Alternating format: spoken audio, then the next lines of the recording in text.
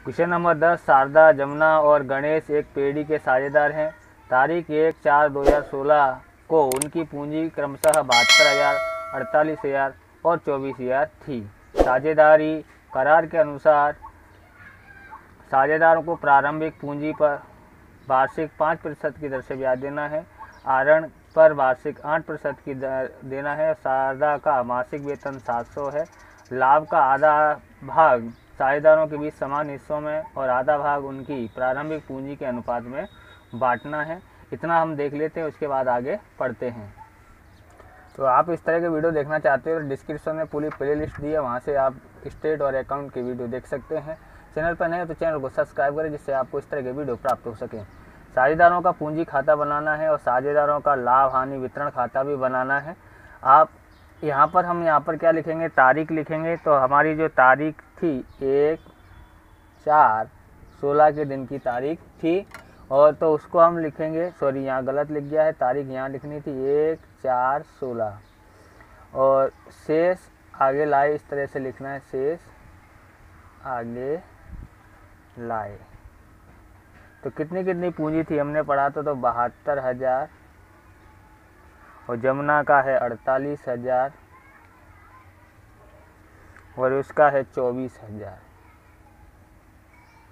इस तरह से हमको बताना है। और यहाँ पर आप देखेंगे तो साझेदारों की पूंजी पर वार्षिक 5% की दर से ब्याज देना है। तो हमको ब्याज भी देना है। तो ब्याज हम कितनी तारीख को देते हैं, 31/3/17, 1 साल को हो जाएगा। तो हम लोग लिखेंगे पूंजी पर ब्याज कितना आया है, 5%, इसका आ जाएगा 3600 और इसका आ जाएगा 2400 और इसका आ जाएगा 1200, बराबर। 5% यानी आधा कर दो और 1 जीरो कम कर दो तो अपन आ जाएगा डायरेक्ट। अब हम यहाँ पर इसका जो ब्याज दिया है उसको कहाँ लिखेंगे, तो लाभ हानि वितरण में लिखेंगे, लाभ हानि वितरण खाते में लिखेंगे। तो देखते हैं, इस तरह से लिखेंगे, शारदा, जमुना और गणेश की साझेदारी पेढ़ी का तारीख 31/3/2017 के रोज पूरा होते वर्ष का लाभ हानि वितरण खाता। तो हम यहाँ पर क्या दर्शाएंगे, यहाँ पर पूंजी खाता पर ब्याज जो दिया है वो हम यहाँ पर दर्शाएंगे। लिखेंगे पूंजी पर ब्याज किस किस का है, तो यहाँ पर शारदा का कितना है 3600, जमुना का 2400 और गणेश का 1200। इस तरह से हम तो इसका टोटल मार देते हैं तो हमारे पास आ जाएगा 7200। और यहाँ पर लिखेंगे, आगे देखते हैं तो ये बोलता है कि शारदा को मासिक 700 वेतन देना है। तो वेतन लिखेंगे, वेतन खाते किसका है, शारदा का। तो 700 है 1 महीने का, तो 12/7 = 84 यानी 8400 हो जाएगा। इसका वार्षिक इतना आ जाएगा। इसका एंट्री कहाँ करेंगे हम लोग, तो हम इसका एंट्री करेंगे साझेदारों का पूंजी खाते में। तो इस तरह साझेदारों को पूंजी खाता है, हम यहाँ 31/3/17 लिखेंगे और वेतन खाते लिखेंगे, वेतन खाते कितना है 8400 शारदा में लिखना है, बाकी में डैश कर देना है।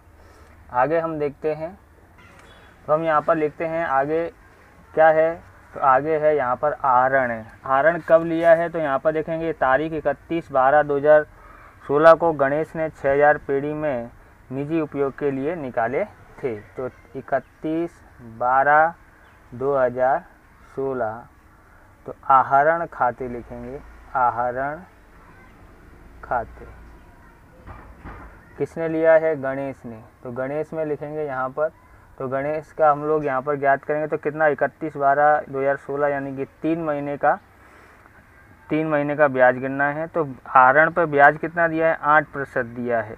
तो इस तरह से हम लोग निकाले तो कितना आ जाएगा 120 रुपये। पहले आहरण लिखेंगे, सॉरी यहाँ पर लिख देते हैं कितना लिया है 6000।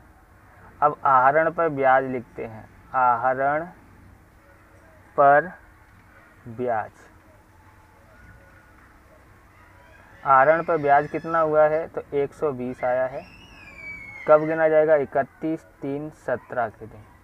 आहरण का ब्याज और कहाँ लिखा जाएगा तो देखते हैं, तो लाभ हानि वितरण खाते में लिखा जाएगा। यहाँ पर लिखेंगे आहरण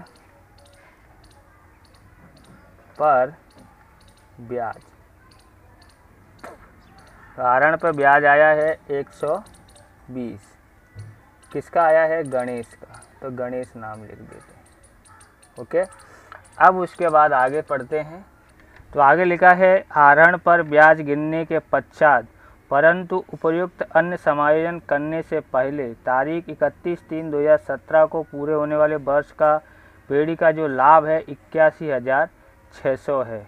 81,600 हम लोग यहाँ पर टोटल मार देते हैं 81,600। ये ऐसा बोलना चाहता है कि ये ब्याज सहित यहाँ पर 31/3/2017 को इतना था। अब हम लोग शुद्ध लाभ ज्ञात करेंगे, तो लाभ हानि खाते लिखेंगे, लाभ हानि खाता, यानी क्या है शुद्ध लाभ। तो 120 घटा देते हैं तो हमारे पास आ जाता है 81,480 आ जाता है। ध्यान रखना है कि आहरण पर ब्याज गिनने के पश्चात परंतु उपर्युक्त अन्य समायोजन करने से पहले पेड़ी का जो लाभ था 81,600 था, इसलिए हमने यहाँ पर क्या 81,600 लिखा। 120 ब्याज हमने घटा दिया क्योंकि ब्याज की गणना इसके अंदर कर दी गई है। इस तरह से हमने लिखा है। अब आगे हम ये देखते हैं कि साझेदारों का लाभ हानि वितरण करने से पहले और ऊपर के समायोजन करने के बाद जो लाभ रहेगा उसका 20% परंतु 18,000 से कम नहीं, इतनी रकम पेड़ी के सामान्य अनामत खाते ले जाना है। कितने, इतना सामान्य अनामत खाते लेके जाना है। तो हम लोग क्या करेंगे 81,600 में से 7,200 और 8,400 घटा देते हैं। घटा के देखते हैं कितना आता है। तो इस तरह से हमने घटाया है, जैसे कि 15,600 हुआ था दोनों का टोटल, कितना था 7,200 और 8,400 का टोटल किया तो 15,600 हमने घटाया तो 66,000 आता है। उसका कितना बोलता है तो 20%, तो 20% सामान्य अनामत में लेके जाना है। तो बट्टे में 100 लिख देते हैं, तो 1 0 से 1 0, 1 0 से 1 0, कितना होता है 2 0 बचा है तो 2 0 यहाँ पर हम लिख देते हैं। 2 छिंग 12 की 2 हासिल आई 1, 2 छिंग 12 और 1 13, तो कितना है ये 13,200 आता है। लेकिन क्या बोलता है कि 18,000 कम से कम रखना है, तो हम लोग 18,000 लिखते हैं। तो यहाँ पर ध्यान रखना है कि जैसे हमारे पास आया है 66,000 आया है, 66,000 में से हम 18,000 घटा देते हैं तो कितना आ जाता है। तो यहाँ पर देखेंगे ये हुआ हमारा 16 में से 8 गया तो 8, यहाँ रह गया 5 में से 1 गया तो 48,000, यानी 48,000 लाभ हम लोग बांटेंगे। और ये क्या बोलते हैं यहाँ पर कितना लिखेंगे 18,000 सामान्य अनामत खाते लिखेंगे, बरोबर। अब हम इसकी एंट्री करते हैं। तो हम यहाँ पर लिखते हैं सामान्य अनामत खाते। सामान्य अनामत खाते कितने हुए 18,000। 18,000 क्यों लिख रहे हैं, क्योंकि कम से कम 18,000 होना चाहिए। वैसे 13,200 आया तो 18,000 से कम था, इसलिए हमने 18,000 यहाँ पर लिखा है। अब यहाँ पर लिखते हैं साझेदारों के पूंजी खाते। क्या है ये वितरण पात्र लाभ। यहाँ लिखते थोड़ी जगह कम पड़ गई है, इसके लिए हम लोग लिखते हैं यहाँ पर किस किस का नाम लिखते हैं। शारदा, तो शारदा का कितना है 20,000 और जमुना का कितना है 16,000 और गणेश का कितना है 12,000। किस तरह से बांटे हैं तो इसका हम लोग अभी सॉल्यूशन मैंने किया हुआ है, फिर से आपको समझा देता हूँ, समझाना रह गया है तो फिर से हम समझाते हैं इसका ये किस तरह से आया है। तो इसका टोटल होता है, टोटल कितना होता है 48,000। तो चलिए देखते हैं इसका किस तरह से निकाला है 20,000, 16,000 और 24,000।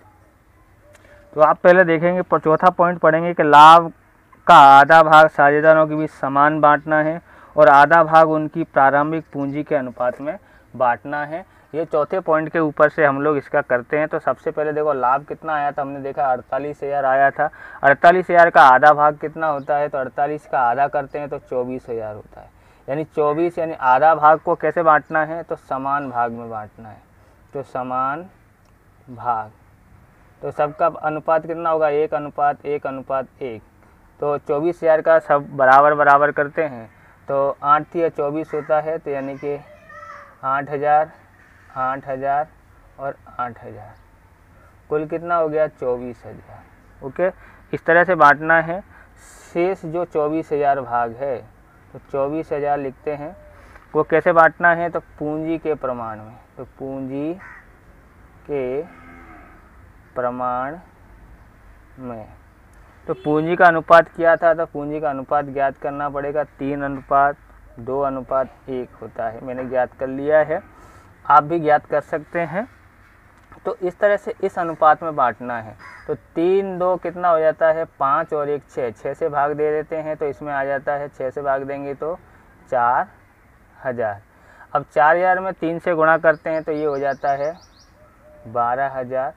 4,000 में 2 का गुणा करते हैं तो इसकी हो जाता है 8,000 और 4,000 में 1 का गुणा करते हैं तो ये हो जाता है इतना। तो इसका हो जाता है टोटल 24,000। अब हम देखते हैं यहाँ पर कुल वितरण पात्र लाभ में प्रत्येक साझेदार का भाग, तो इसका टोटल करते हैं तो इसका टोटल हो जाता है 20,000। इसका करते हैं तो ये 16,000, ये हो जाता है 12,000। टोटल यहाँ 48,000 हो जाता है। इस तरह से हमने किया है। अब इसका कहाँ लिखना रह गया है, तो हम लोग साझेदारों की पूंजी खाते में और लिखना रह गया, साझेदारों की पूंजी खाते में लिखते हैं। तो हम यहाँ पर लिखते हैं 31/3/17। क्या लिखते हैं, लाभ हानि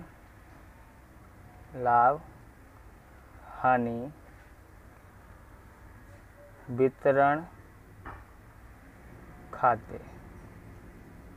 लाभ हानि वितरण खाता लिखा, कितना है यहाँ पर, तो ये है 20,000, ये है 16,000 और ये है 12,000। तो इस तरह से हमने लिखा, ये वितरण पात्र लाभ है। अब यहाँ पर हम टोटल मार देते हैं, टोटल करते हैं तो इसका हो जाता है 1,04,000 हो जाता है। इसका टोटल हो जाता है 66,400 और इसका टोटल हो जाता है 37,200। ओके, तो यहाँ भी हम ऐसे ही लिख देते हैं 1,04,000। ओके, सीधा नहीं आएगा इसलिए ऐसा तिरछा लिखा है, 66,400, 37,200। तो हम यहाँ पर लिखेंगे 31/3/17, शेष आगे ले गए, शेष आगे ले गए। तो यहाँ पर तो कुछ है ही नहीं, तो यानी 1,04,000। यहाँ भी कुछ नहीं है तो यहाँ भी कितना आएगा, जो है 66,400। यहाँ 120 और 6,000 घटा देते हैं तो यहाँ पर आ जाएगा 31,080 आ जाता है। इस तरह से ये सवाल पूरा होता है। अगर आपको हमारा ये वीडियो अच्छा लगे तो लाइक करें, शेयर करें, कमेंट करें। चैनल पर नए हो तो चैनल को सब्सक्राइब करें। मिलते हैं नेक्स्ट वीडियो में। वंदे मातरम।